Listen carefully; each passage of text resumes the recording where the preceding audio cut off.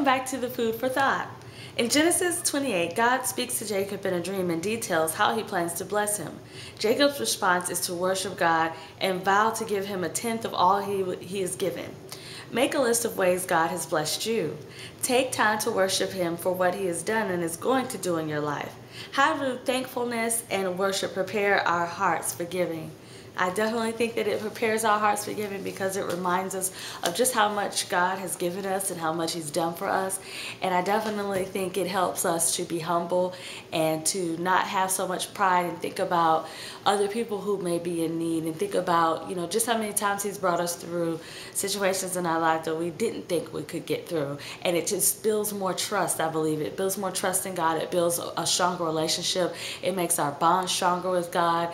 It just grows us in our relationship with him. And I think that we really do need to really count our blessings and think about all the times and all the ways that he's made for us. All the times when, we could have gotten hit by that car because we tried to make it across the intersection, or, all the times when, we could have made a bad investment, but we didn't. All the times when, we, I don't know, we wanted to follow our flesh, and he allowed us to make the right decision and serve him instead of serving our flesh. So many things that we have to be grateful for, that he's blessed us with: a sound mind, safety, shelter, clothing, food, a family that loves us, friends, a job, fresh air, clean water.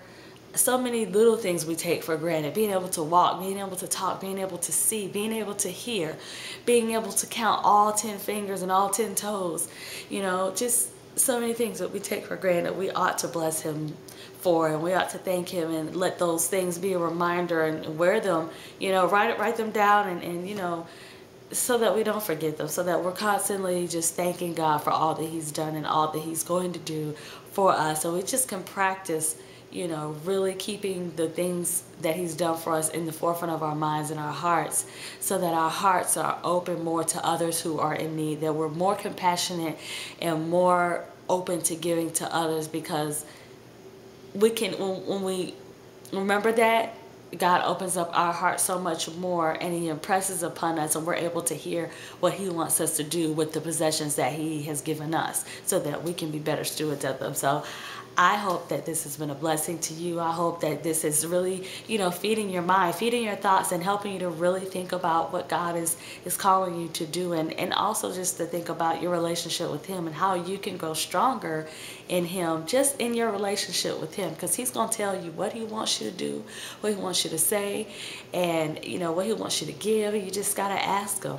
And it's not just so much about, oh, just give, but it is your heart, your intentions behind your giving, so that God knows, you are 100% trusting of him. He wants that trust. He wants that faith. He wants that childlike faith in him. And it says in the Bible, without faith it is impossible to please him. So we need to work on pleasing him by having that faith that he's going to do what he says he will and take care of us. So allow him to move through you and to bless others through you, and have a blessed weekend and a blessed life. Thank you. Bye.